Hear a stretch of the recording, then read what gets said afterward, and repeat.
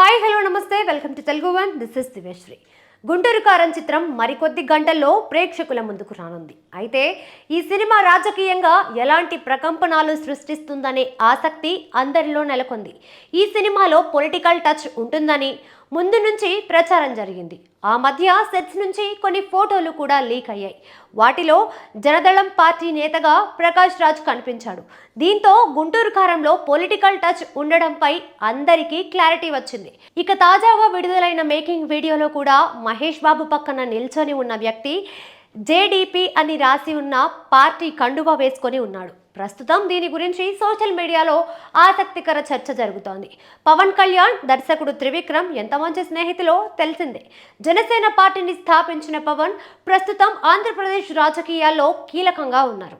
తెలుగుదేశం పార్టీతో పొత్తు పెట్టుకొని రాబోయే ఎన్నికల బరిలో దిగడానికి సిద్ధమవుతున్నాడు.